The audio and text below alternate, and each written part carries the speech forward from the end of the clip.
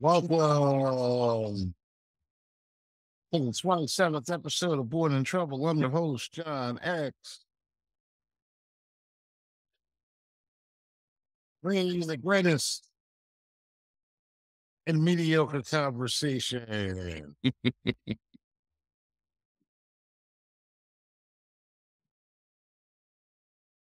Well, we got a skeleton staff tonight. It's just me and the city Wayne King, Mr. Grant Lancaster from Detroit, Michigan. What up, though? How you feel, Brethren? You know, it's all to the good. Yeah, still standing, still strong. That's right. Yeah, we were just pre-gaming, talking about what was going on with some of our other guests. And I spoke with Gene earlier today. Shout out to Gene. You know, it's Always. we'll be catching up soon. And, you know, Mr. Brooks, who was supposedly leaving the country for South America. And somehow he's still here in the city of Philadelphia. I thought he said he was here as in he's here in Colombia. Oh, maybe he is in Colombia. That's probably what he meant. Yeah, that's how I read it. Oh, okay. That's right. He says, I'm here. Mm-hmm. So confusing. That's what happens when you get on the plane and all they're doing is serving cocaine and tequila. It's like the entire ride there. You lose track of things. It becomes difficult for you to keep track of all the things that are going on in your life at that point in time. Hey, listen. You got to tell me something about cocaine and tequila? I'm all ears. Nah, I don't know. Two subjects that I am completely unversed on, sir. I'm saying, you're like, yo, I'm like, listening. I'm like, what? Like, are we about to get a puppy exclusive right now? There's some cocaine and tequila. Now, Hey, listen, man. Rob's mom actually has retired down there. Big shout out to Miss Luzmila. If you could ever listen to our show. Absolutely. Great woman. They met high school years. Much, much, much fun. She was as much of a co-defendant on many of our crimes as Rob ever was. So while still holding up the prestige of a parent and everything, that's a very tight line to actually walk. Yeah, she did tightrope. Tightrope. She did a great job. I remember hurricane back in the 80s.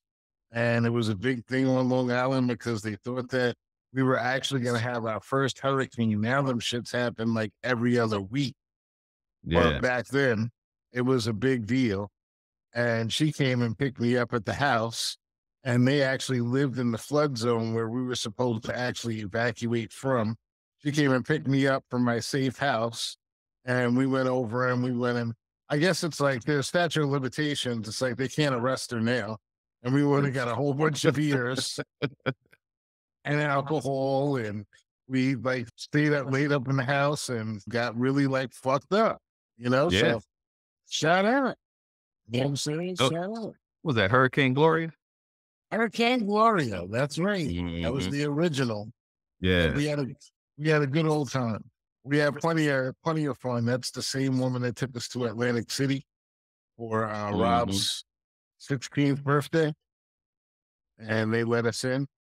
That's the only time Trump was okay because we went in the Trump casino and they actually let us go in there and play the slot machines, but they warned us, don't let us see any of the tables. Mm-hmm. But we'll take that slot machine money though. The difference is that in the 80s, we didn't have these things. Right. And yeah, there weren't cameras everywhere. Yeah, there's not a Karen behind us on the elevator taking the picture of the guys of the 16-year-old kids going into the casino at that time. And they'd have to find the footage now. So now it's all on video. And if the video gets lost, that's the end of the case. And we knew enough not to say anything. These motherfuckers, they put up videos just for the attention. Well, these days you can't get rid of the video because it's everywhere. It's not just the person that's recording. You know what I mean? Like, it's not just the person who's the star of the video.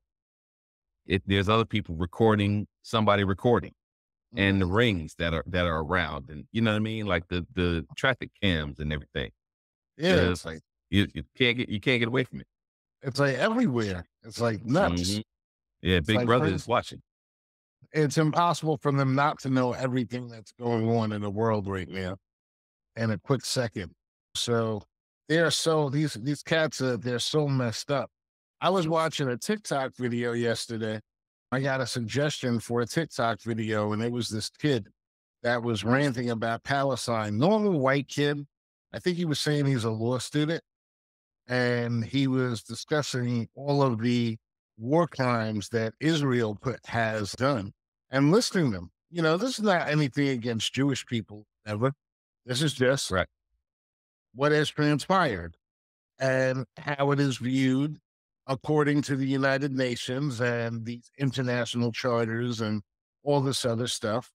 And as he was speaking, he was killing it. He was just basically killing it. Kind of a bad term, but Play on word.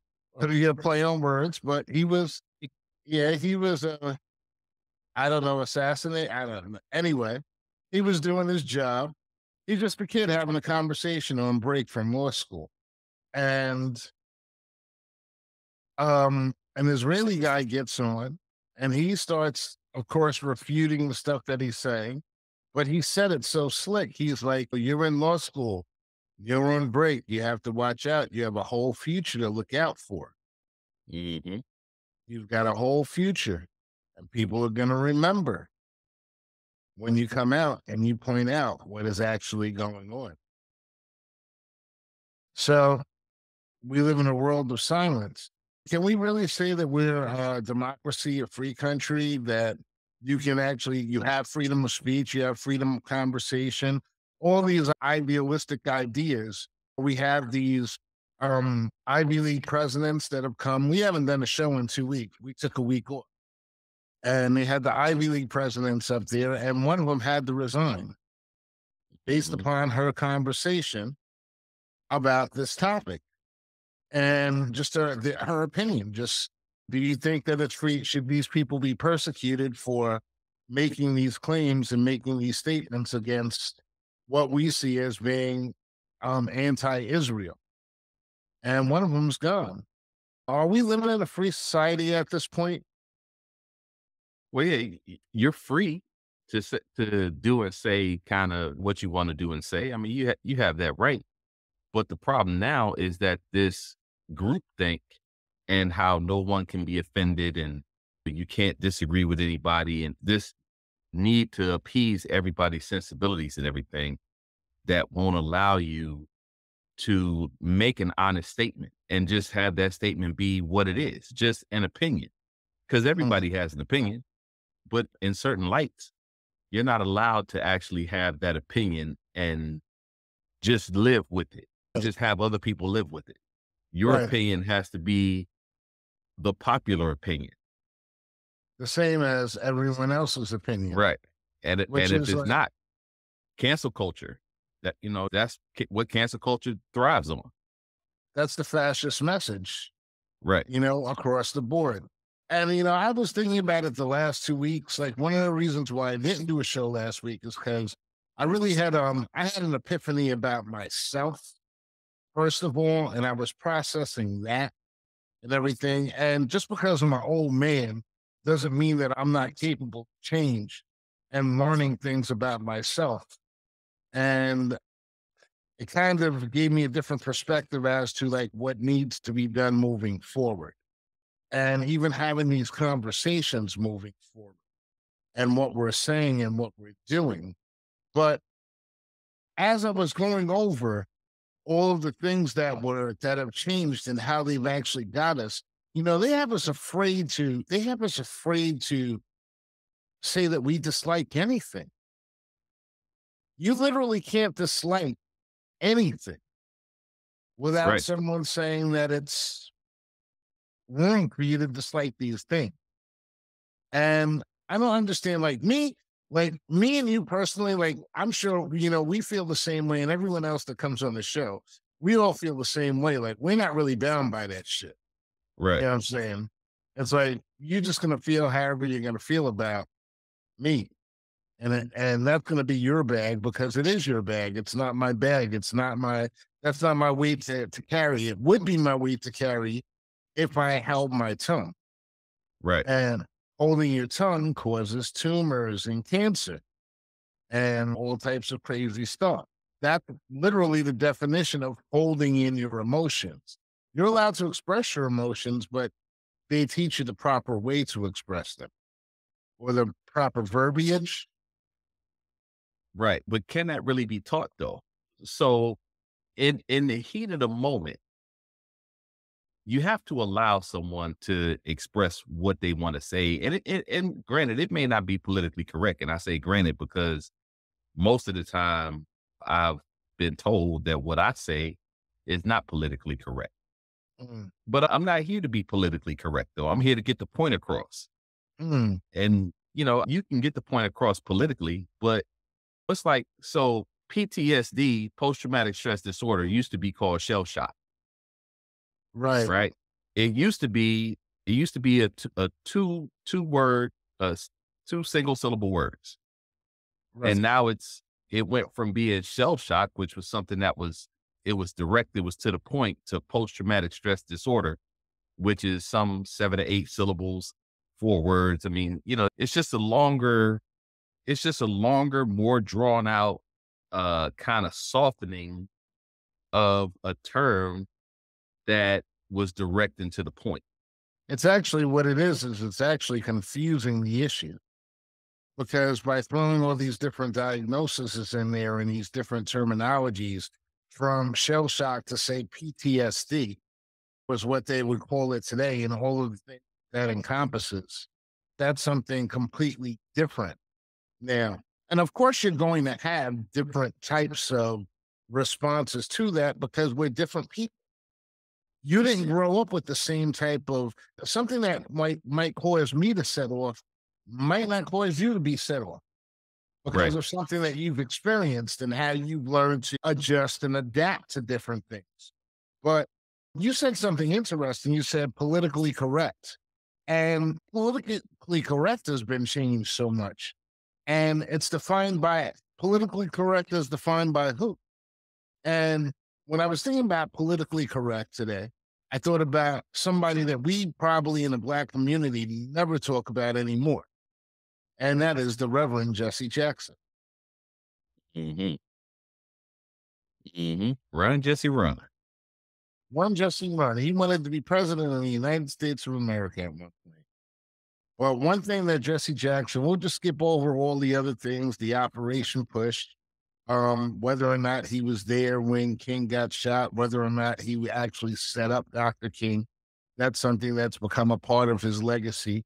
Because, of course, with Black people, we're going to always call out what we feel. We're doing that right now and what Hmm. we've seen and what we've experienced. So I'm not going to judge him on that one way or another tonight. We're not going to get into that. But what we will get into is what Jesse Jackson used to represent for Black people, which was progress, especially for the upper class Black, because Hmm. Jesse Jackson was very instrumental in getting things such corporations to commit to jobs, job Right. placements, positions, things of that nature. Who's doing that for the Black community now? No one. But here's the thing though. Like there's not a lot of jobs. You know what I mean? That, like, a lot of the jobs have been moved overseas. So unemployment is at an all-time high. Mhm. At a certain point, after you've been unemployed for so long, you drop off the statistics. So the stats are not even really reflective of what's really out there. Well, all right. So let me put it this way, frame it this way. Would you say that Jesse Jackson was an effective leader, if not the leader that Black people needed? But during that time, do you feel like he was effective for at least a segment of the Black community? So I look at all of these movements kind of like exercise programs or diet programs. Anything will work if you do it, Okay. right? If you do it for long enough, eventually it'll work. So somebody like Jesse Jackson, I don't really know how effective he was because that wasn't really, as a young adult, I wasn't really trying to get into that. Yeah, You know you what I mean? didn't I really wasn't trying feel to the work. trickle Right, down. right. You didn't feel the trickle But down. You weren't interested in where the trickle was coming from. right. But I mean, for what he was, I mean, for him to be as popular as he was, for Black people to rally behind him the way that they did, I mean, he had to affect some people positive. Yeah, and a lot of people, the knock on him is that he extorted money from a lot of corporations. But I mean, isn't that the way that the game is played? Right. That's kind of Or what you learn in was. America. That's kind of what you Right. learn in America, right? If you were a rich Black person in the 1800s, post slavery, or even during slavery, if you were a free man and you were Black, maybe you owned slaves. You know, there's stories like that. Hmm. I mean, but it was just a fashionable thing to do. It's not that they thought anything about it. It was just, oh, I'm rich. Oh, let me get some slaves. Then like today, you know, like we are getting this money. Let's siphon some off the top. Let's take our 15% off the top and then let the rest do what it's supposed to do. Hmm.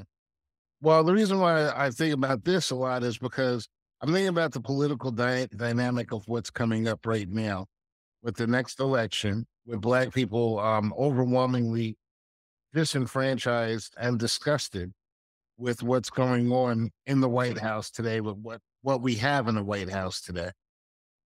People don't Black people don't feel the love from Joe Biden. Would you agree with that? Absolutely. But somehow they seem to have found a love for Donald Trump. And my problem with that is that you're going from the shitter to the woods. Mhm. And that's essentially what the choice is. So we're in a situation where they're not going to run another presidential candidate. The Democrats are not going to have a open debate about they're not open to new candidates. And it's really starting to hurt them with the Black community. It really is starting to hurt them. People are looking at the situation and looking at the world right now. And like you said, like everybody's catching hell right now. It's not Right. as if there's one group. Like if there's only one thing I could say to all Black people in this country who are sitting around and they're complaining about whatever their situation is, you have to recognize that everybody is going through hell right. I was just watching a video about the trucking industry, and this guy was saying it. He was saying that some of these guys were offering him trucks, and he was like, "Why would I buy the trucks? They're just gonna sit over here and collect dust Hmm. because nothing is Hmm. going out over the roads right now." And it makes me wonder about the supply lines. I really want to have conversations about what's going on with the supply lines right now. And the food that we eat that they supply us is not good food anyway. It's all poison. Right. Everything we eat is poison. Hmm. So it doesn't seem to me like the American people are in control of shit right now. Is basically where what I'm getting to. White people in control of shit. Black people in control of shit. Who is in control of shit? But it's like we talked about a few weeks ago. We touched on it, right? Like when you talk about anything in this country, you're talking about a small 1% of people that run this place. You know what I mean? That make decisions. And I'm not saying that they have, clandestine meetings where they all meet up in a barn or some shit and decide on America's fate. Nah, they don't have to have a formal meeting. You know what I mean? If our interests align, we both billionaires, like we the Waltons and the Rothschild. We don't really need to have a sit down meeting to understand that, okay, what's going to benefit them is probably going to benefit me too on some level. Right. Right. And I mean, the other part of it is all of the big, all of the major companies, all of the key land, like anything that's of value is owned by this 1% of people. You know what I mean? Just think about the fact that somebody owns the Empire State Building. Like an entity owns that. and somebody is the CEO of that board that owns it. You see what I'm saying? Right. So those are the people that benefit from everything, and everybody else is just kind of the sheeple Well, that get what we get. there's a video out there on the internet that breaks down who actually owns America.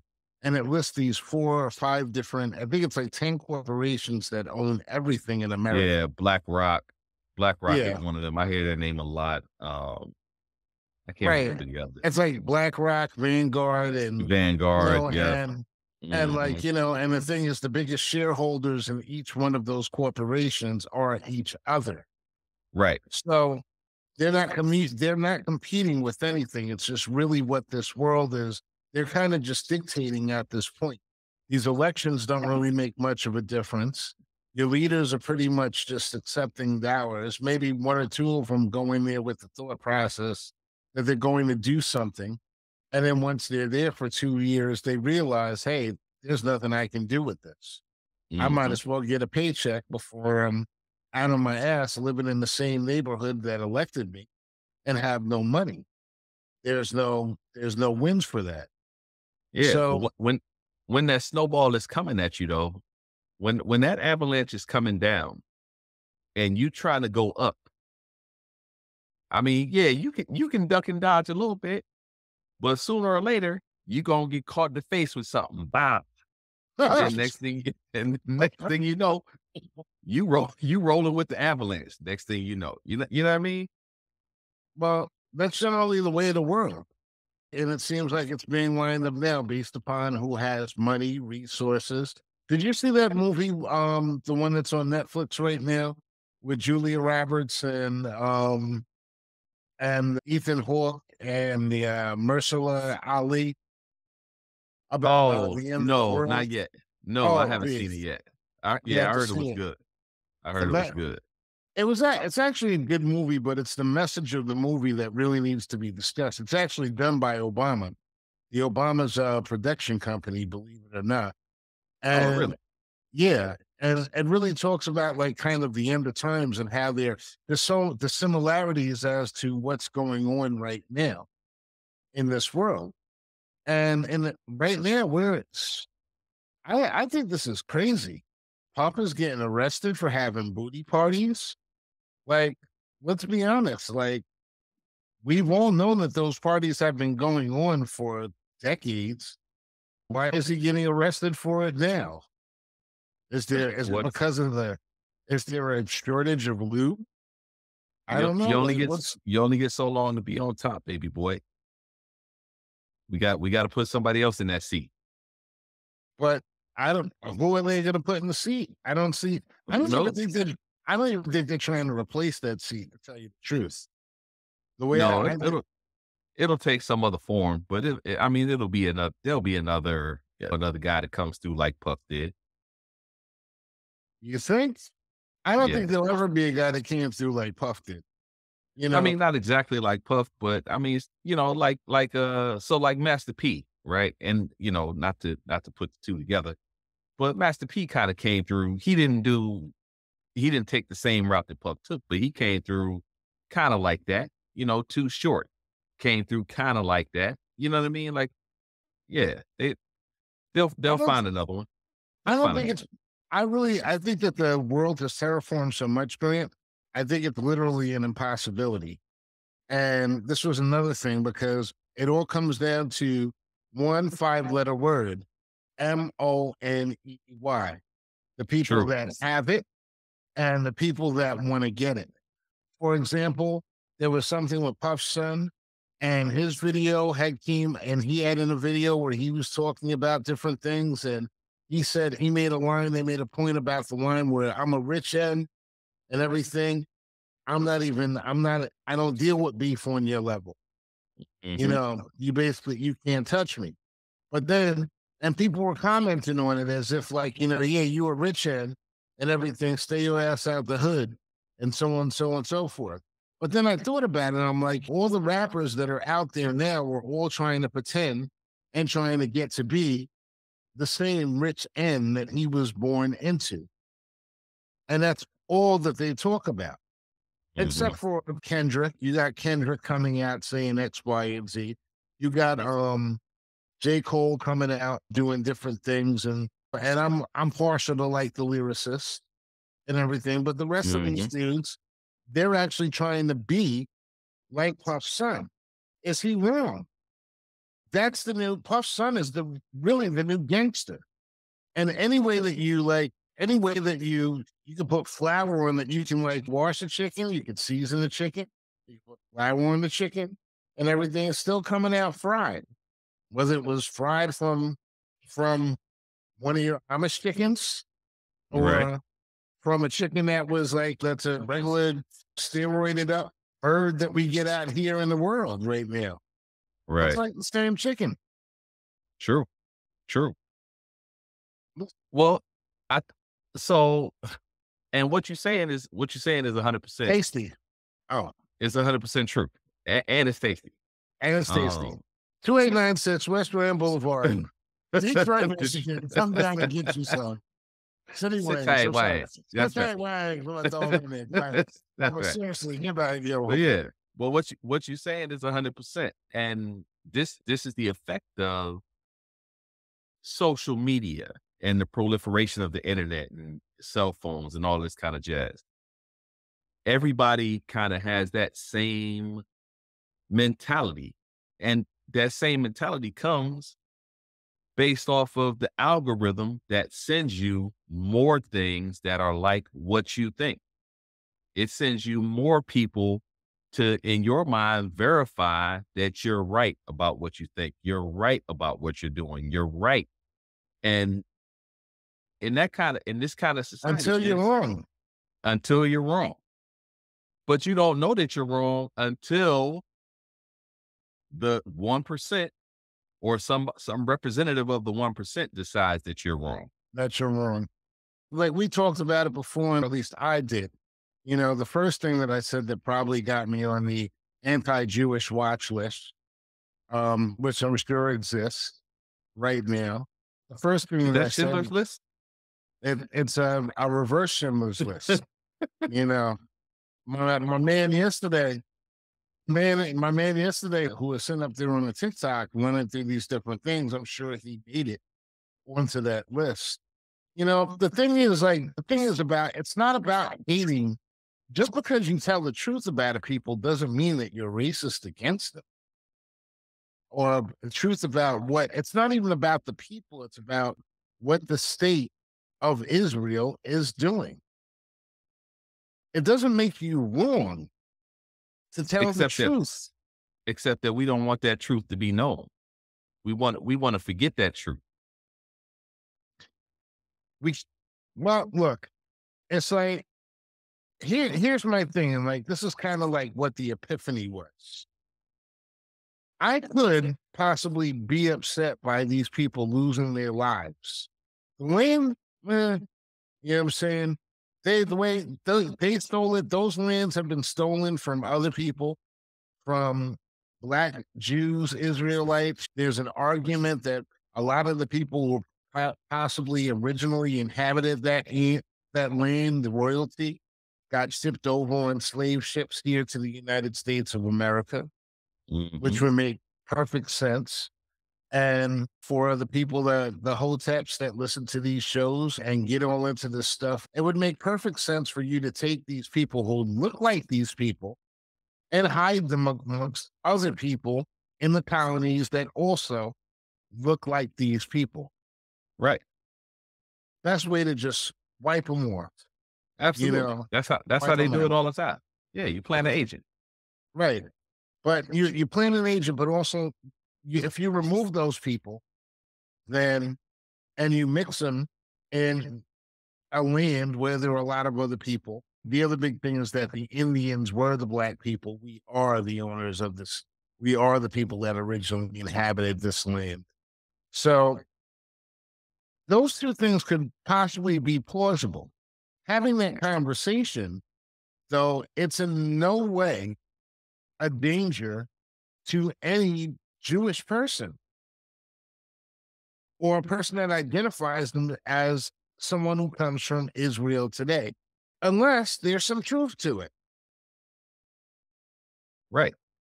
But and that's the thing. We don't want those truths known because those truths now hurt our feelings. Right.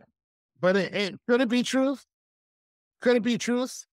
Is it relevant? Or how relevant is it to those that own the power? Very interesting thing to bring it over in full circle. Did you know that Europe is running out of bullets right now? Were No, you I aware didn't. of that? Uh-uh.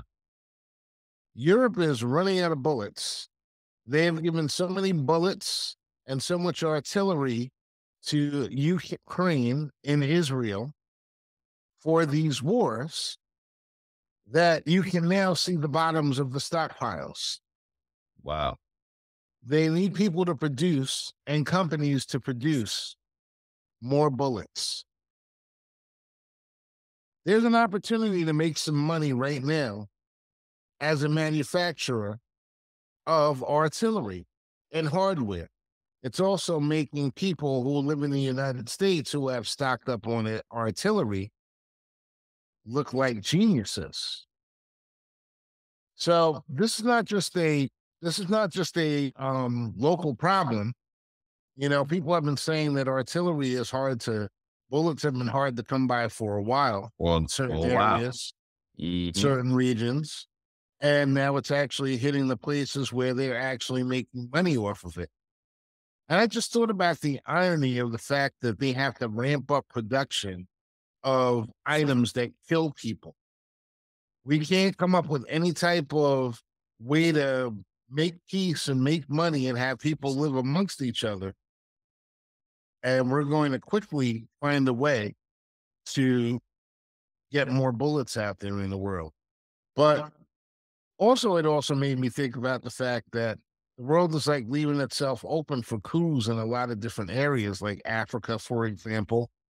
Mhm. Um, if you're in a place if you're in a situation where you've been colonized for a very long time, it might be leaving open hole if people were united to do such a thing. Black people are not united to do such things, which is the reasons why we have all of these other things going on in the world. But I just find it interesting. What do you think? Are they going to ramp up production of artillery and bullets? Well, you have to because and we talked about this on the show before too. Peace is only peace based on the threat of violence, right? Mm, In a lot of cases, it's not just natural. It's not just a natural, uh, peaceable relationship between countries and even people. It's not always just a natural peaceable, relationship or whatever. I mean, you a big dude, man. mhm, You know what I'm saying? Like, I mean, I may want to smack you, mhm, but you're a pretty big dude. mhm. You know what I I'm wouldn't saying? So advise it. yeah. So smacking you is gonna bring some repercussions to me. Mhm. So I'm gonna keep that peace because of that threat of violence. You see what I Better to mean? have that bullet. Yeah. Yeah. So absolutely, we gotta ramp up production. Plus, war is a money making tool for a lot of people, and we Mhm. know this. It's been that way. It's been that way for years. Right. I mean, I read an article about these politicians invested in Boeing and Lockheed and a couple of other companies just right before all this shit kind of hit the fan, Mhm. and now they made gazillions of dollars based off of that. And they're poised to make more Yeah, if if we can get those people back to work making bullets for a cheap price. Maybe that's the reason why we have all the immigrants coming over because they're going to steer them to jobs in manufacturing firearms. And we all know that arming Mexicans is never a problem in the United States. mm, Never seen issues with that. true. Different places. It's always a smart move. Hey, this ain't America, is it? Yes, This this is where we are. this is where we are. This is where we are as a country, man. And as a, it's not just the country now. You know what I mean? Like now that the internet has brought everything so close together that it's a global community. You know Yeah, what I mean? And you kind of have to start. I think we kind of have to start thinking on those terms of a global community. And the community is in we in dire straits, man. We but in then dire straits. we are, because we have to argue different regional things on international lines. I was the only conversation I've gotten into on the internet in the past week was an article that they had in the Daily Mail. And in the article, it was a video of a guy. And I just happened to recognize the background. The background of it was the LIRR, the train. Hmm. And it was this Indian guy yelling and fighting with this black woman who told her to keep his hands away from her because he kept reaching over to charge his phone. And I just read the comments right away. I watched a little bit of the video and I read the comments right away. And of course, people were jumped. This is an opportunity for them to say things about a black woman raising her voice and Hmm. protecting herself. Nobody listened to the tenor of what she was saying. And what she was saying was that I'm a woman. You think it's okay for you as a man to put your hands on me or to put your hands around me. If she were a woman with blonde hair and blue eyes, it Hmm. would have been perceived completely and totally differently by Right. most of the people in the comments section. The reason why I can say that is because I perceive everything through that lens. Whereas you are just a person first, and then everything else happens. The reason why I say this is because it was about a phone charger being plugged in. If you've ever been on one of those trains, I've been on it many times. You see me all the time. I call you all the time. I got appraisals in the city. I got business in the city. I hop on the train. It's easier than driving. It's just like such an easy thing. Hmm.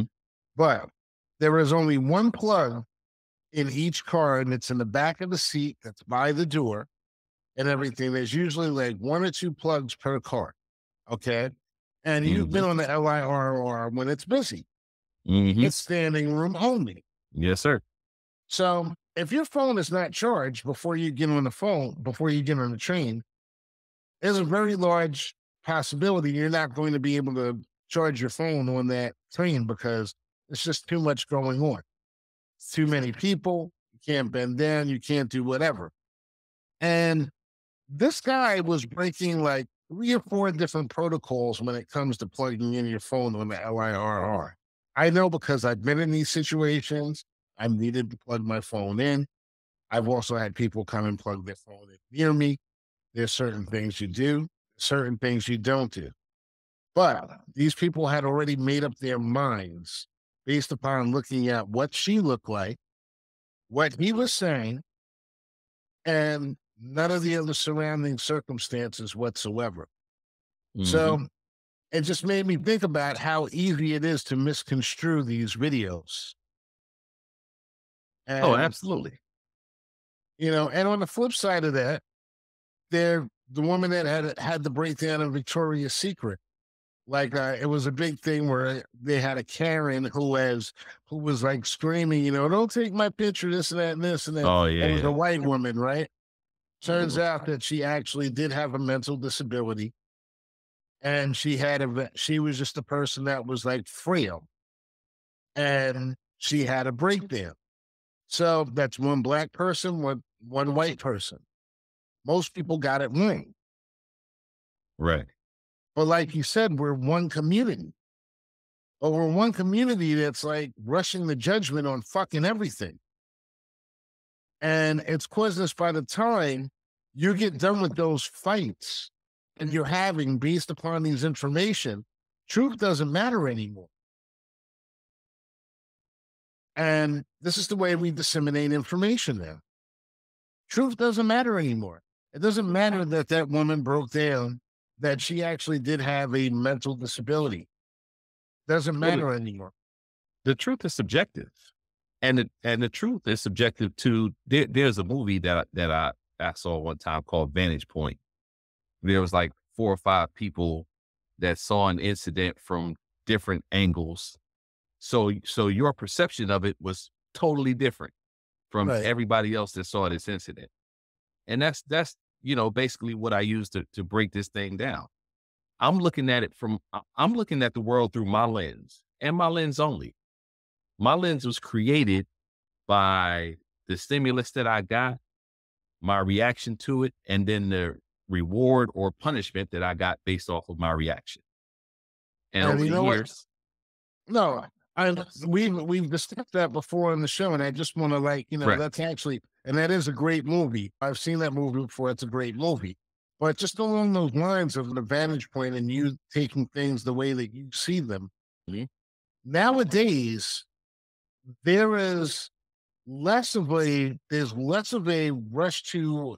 They don't want you. They want you to see things from strictly your point of view, with no collective concept or visual in this whatsoever.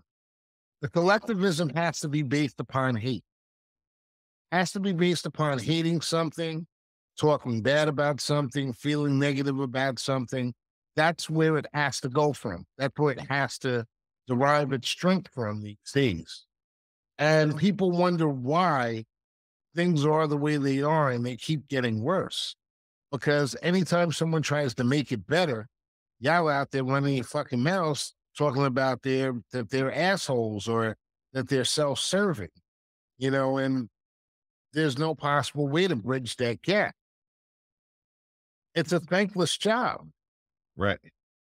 Why would anyone want to try to hip y'all at anything? It's a thankless job. Because you're happy with the conclusion. You're happy with taking the pain. Just like the thing about the job, 200,000 or 100,000, Mhm. or 50,000, and underneath all these different people.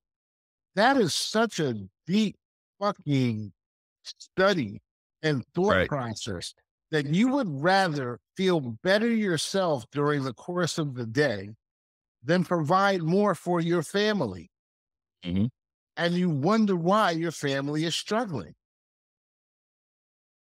You can't take the hit. You lack the humility. You lack the ability. It's more about how you look and how you are perceived to be looked at Right. more than anything else. Nobody wants to be looked at as being fucked up in the game. Right. Like, I need likes, baby. I need likes. yeah, I'm out here needing likes, and I got to get them one way or the other. and being fucked up in the game ain't popular. Right.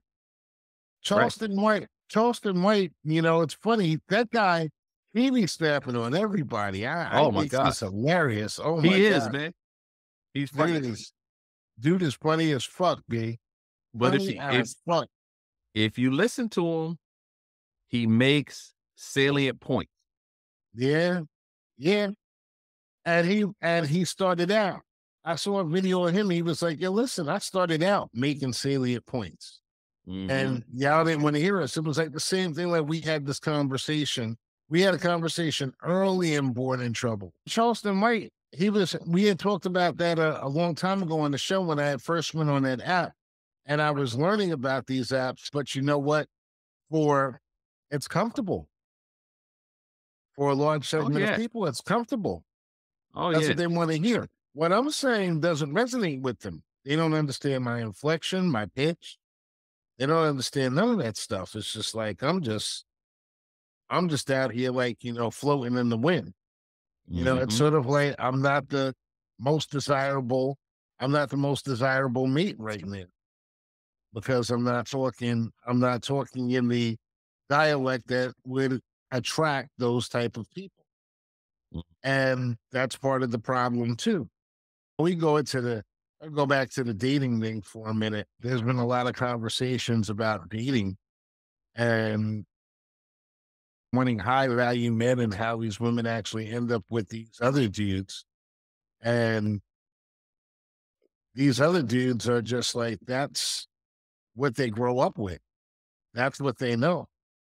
Mhm. So it's really a level of comfort. So men have to uplift their standards. Is it men that have to uplift their standards or women?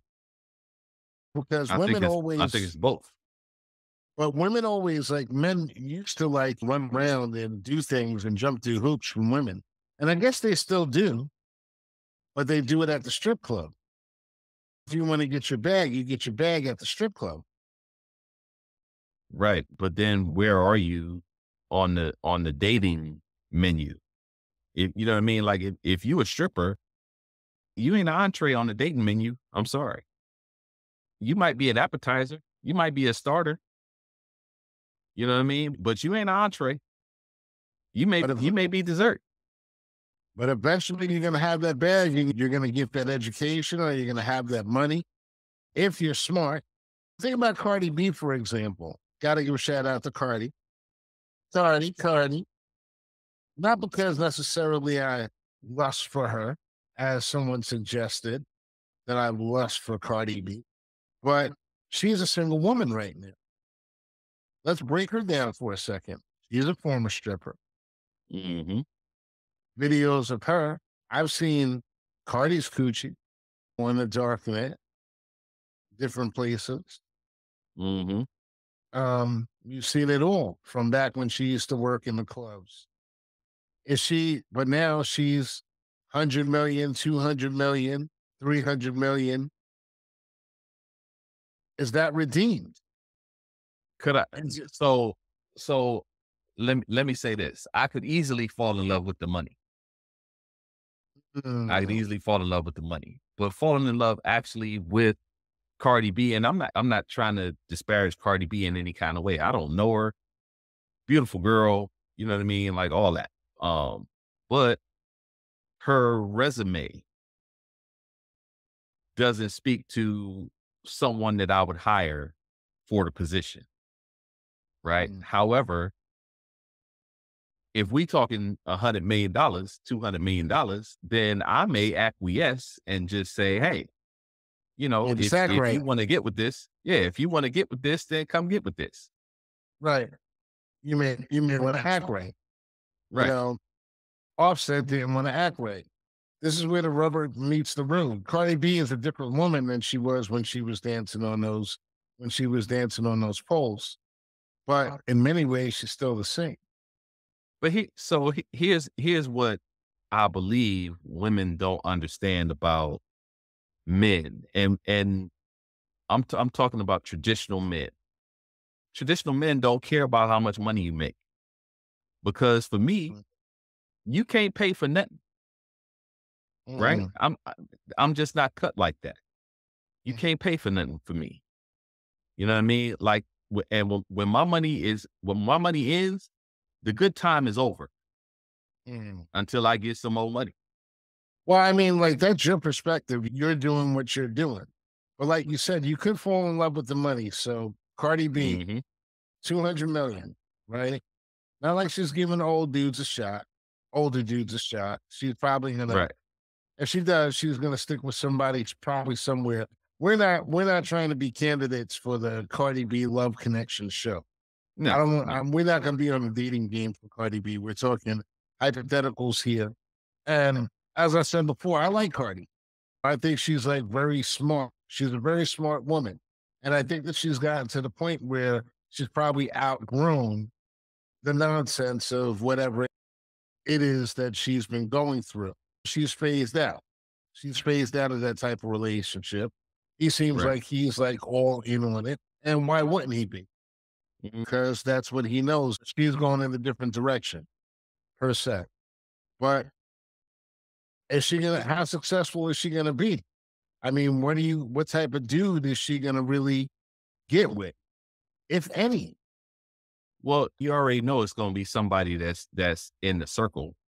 You know what I mean? That's just kind of how incestuous entertainment is on all levels. If you a dude, if you an NBA chick, you date NBA cats. If you an NFL chick, you date NFL chicks. You know what I mean? Like if you in the music industry, you probably gonna date somebody in the music industry. You know, but um the relationship Cardi B may be totally different than the persona that she puts out there as an entertainer. Mm, Now, it's up to you to decipher that. But if the relationship Cardi is the same Cardi B that you get on the internet and all that kind of stuff, how long is it going to last? I mean, yeah, because that seems like a fun package, but it don't seem like it's long term. How do you decode it if you're outside of the business and you're not in the business? Because I'll take an example like I think Gladys Knight, her husband, was not in the music business. Yeah, Les Brown. Right. She was with Les Brown, right? She was with rumor was honestly that she liked a dude that my pops knew that was a truck driver. Like was in love with this dude for like Oh, a could be. long, long time. And but it's different back then. When you're singing, you're on the road, you're doing these shows. It's not everything isn't like, like Gladys Knight 24/7. Right. There's a lot of people that you used to see people marry people that were outside of the business. And those marriages would be more successful. But you can't do that now. You have to stay with somebody in that arena, and the people in that arena are basically generally they haven't left themselves. Society hasn't left people. I won't even say young. Everybody's a young person at this point, but society doesn't really give people the opportunity to grow into who they are, and they definitely don't have the lessons. I was having a conversation with somebody, a young lady today, how her husband basically just decided to stop working, to stop hustling, got to a certain point and Mhm. just like can't can't get that going at this point. And I don't recall ever stopping hustling. I'm still hustling now. Yeah, that's what we come from though. You know what I mean? Like and so for us, hustle is different though. Hustle is just kind of part of who we are. It's not something that we doing just to get money, Right. right? Like it's easy to give up. It's easier to give up on something that you only doing to make money, right? So like hip hop, for instance, that's why you see these dudes, they be in it and then they be gone Hmm. because they got that little bit of money and now they off doing whatever it is that their real passion is. Hmm. You know what I mean? The hustle that you doing, the hustle that I'm doing, this is something that I've been doing. Like City Wings is my hustle. I've Hmm. been doing City Wings since I've been 24. That's damn near 30 years of my life. Hmm. You know, Yeah. I mean, that's a long time to be hustling something. Yeah. And when I think about it, it's like I had a long time. I've been in the real estate business in one form or another for almost 20 years going on now Hmm. in one form or another. So to me, I can't imagine, even though I try to move away from it in different ways, but I just really just change up what I do and how I do it. I never really take my foot completely out of it. I'm a licensed realtor now, Right. so so it's like we just move things differently. I just don't, how's it supposed to be there? But I think it's all by design. It's like what it is brand is like, I don't think that people have as much control over things as they believe that they do. And I think that's a dangerous combination. I think that most people have their guns and they have their ammunition and they have their sights trained on whoever it is that the powers that be want them to have their sights trained on. And then they're just going to come and mop those people up. Hmm. I don't feel Yeah. like anyone's ever really we're never at a real threat of a revolution, of actually changing anything. No one is. No group in the United States of this is the bold statement I'm going to make today. No group in the United States of America, not even the insurrectionists on January 6th, have ever been a threat to the powers that be in the United States of America. Ever. You're just fooling But yourself. that's part of the plan though. So in order to be effective with it, you would have to apply it. You have to apply the pressure consistently, right? Right. At whatever it is that you're doing. Consistency is more important than just about anything else. right? If you are consistently doing something, whether you're good at it or bad at it, eventually you're gonna break through doing whatever it is you're doing. And But we don't have that attention span to apply that consistency on any real level anymore. the perseverance is gone. It's been replaced by a computer. They feel like the computer can, it's better to have people under control and be able to appoint them into a personal and philosophical direction than it Yes. is to do anything else. And, for the life of me, what the last thing I was trying to figure out was that the word woke, how black and woke got caught up in the same sentence and the same type of fight and struggle. Because honestly, it's like black people have been going through what we've been going through forever. And the Hmm. LGBTQ community, although they've been going through what they've been going through, whatever, it's not the same thing.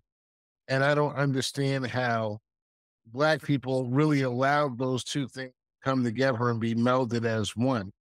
Yes, of course, it's natural that black people have less problems with the gay community than other communities. We're naturally a more inclusive people. Hmm. We allow things and we allow people to basically come and show the simple everything. Our most recent musical genre, which is under risk of being stolen, hip hop, for example. Hmm. You know, I'm reading and I'm having reading and watching these arguments about Puerto Ricans actually starting hip hop and West Africans starting hip hop and Jamaicans and Caribbeans starting hip hop and everything, where everybody knows that hip hop was pretty much started in the Bronx in the 70s in its current form. Before that, there were elements of hip hop that were found in jazz and bebop as early as the 1910s, 20s, and 30s. Right. You literally have tapes of cats moonwalking in the 1910s, 20s, and 30s and doing all the things that, so it's like, it's not even in question. These things aren't even like questionable in these stories that are told. It's not even in question. But the reason why hip hop is what it is and why all of these groups feel such a connection to hip hop and feel like they can claim it as their own is because of the fact that it was started from generally mainly black people, and black people will give you your props for doing what you do well. Right. And we're always accepting of those that actually add some type of spice or entertainment or flavor to the mix. Yes, sir. And there's a lot of that within the gay LGBTQ community. We've had artists, designers that have been designing clothes and dressing black men for hundreds of years and never had issues or didn't have the same types of issues. You cannot legislate away people being prejudiced against gay people because of that sexual energy and that testosterone, whether it be those people really generally hating them because of what they learned or because of something that's inside of themselves that's latent that they don't want to face. But those are human things that you're never going to be able to take and make them go away. But what it has done is it has allowed them to grab political power, and a lot of it at the risk and at the expense of the black community, which is why I was thinking about Jesse Jackson, which is why I was thinking about all these different people. I was thinking about the race people, the people that we have nowadays that are discussing all these different topics and things, but are basically ineffectual in actually getting anything changed or anything done. We've got a whole bunch of philosophers on the internet and everywhere. But I can't think of one of them that's actually done anything that's actually made a change in anything. The only one who's successfully run campaigns is Showing King, and he's been discredited by some certain groups or less successful groups. we can't even elevate each other and pick each other up without knocking each other down for whatever it is that we are supposed to. And that's the race hustler part of it. And that's the part that makes me think that we're a community of ops. The new buzzword, the new hot word. It's not a new word. It's not a new thing. We've been infiltrated this community is infiltrated the entire time. The Black Lives Matter movement is an infiltration. These people got money from Jewish benefactors. And when these people go in, or a lot of Jewish, not all Jewish people, but some, but what we've seen, the reason why they get singled out in this case is because a lot of them come back and said, I donated to your cause. How dare you support you not support us rolling over Palestine? Mm-hmm. How dare you allow these people to give context to their existence? Everybody wants context to their existence. Everybody deserves context to their existence. And this is one of the reasons why I didn't do a show last week, right? Because I've been feeling these things that are beyond the Black experience, beyond Puffy,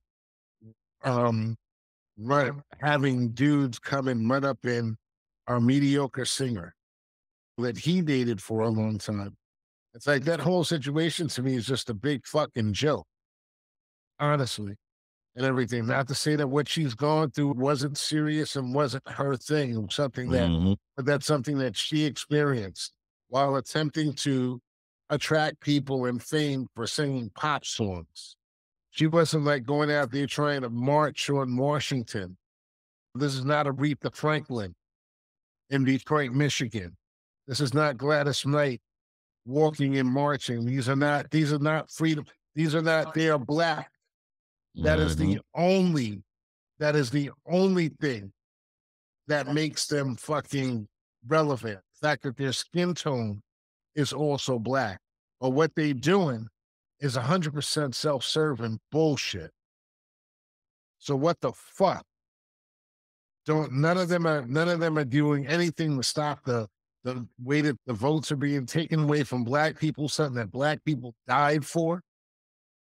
None of them are actually trying to hold any of these people in their systems, accountable and everything.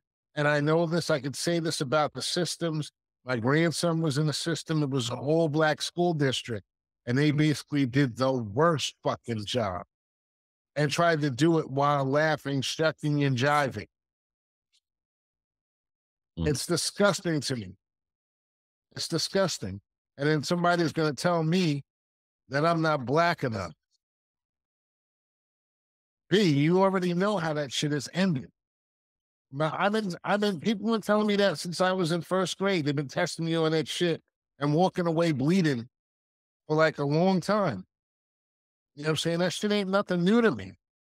It ain't impressive. I don't care. You can get 200,000 people on the internet to say that shit to me. It ain't gonna make a difference. I'm fucking conditioned to not even hear that shit. I don't give a fuck. You can't define what the fuck I am, and you shouldn't be defining what other people are, because you're not that great. None of us are that great. So it's like the epiphany that I came to myself was to humble myself and to thank the Lord. Thank Elohim for all of the things that he has given me, all the blessings, these years, the good friends that I have, the good things and the things that I've been able to experience and everything, and to humble me and allow me to be here at this point in time, because, I was quite an ass at one point in time in my life. I was, and I'm still here. You were?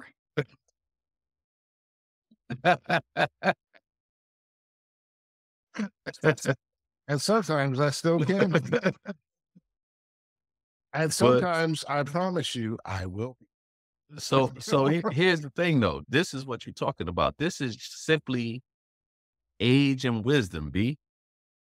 The older you get, the more you realize how much you didn't know and all the fuckery that you created in your past. And as you get older, not that you resent it, but in some way, I think we try to make up for it. You know what I Well, mean?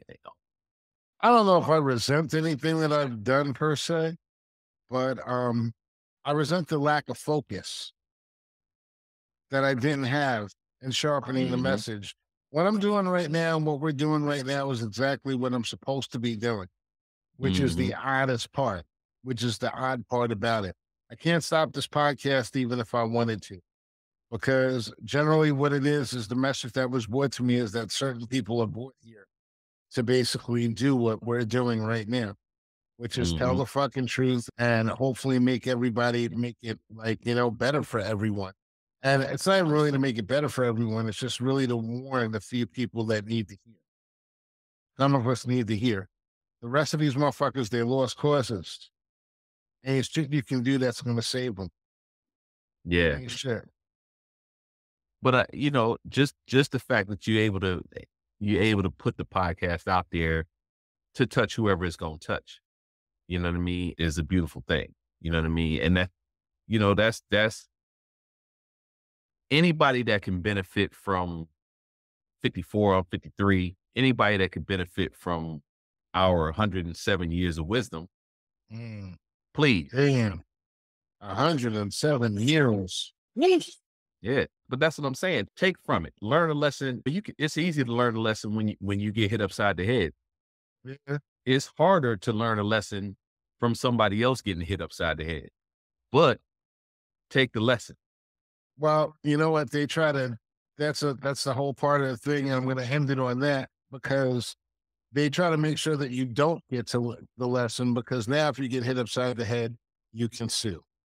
Anyway,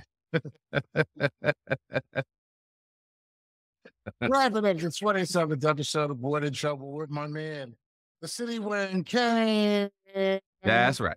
from That's right. Detroit, Michigan, Mr. Grant Lancaster. That's right. I appreciate you, baby boy. Always a good Appreciate time, you, man. bro. And to the brothers that aren't here tonight, Mr. Brooks with the good looks. Yes, sir. Gene, I can't be seen right now until I get a camera. Yeah. Big Hop. I need to holler at you, homeboy. On top. And Reggie Reg, who has come in and filled in admirably in the past couple of weeks and added to the show and made us what it is. Born in Trouble, Yes. 27th episode. Peace. Peace.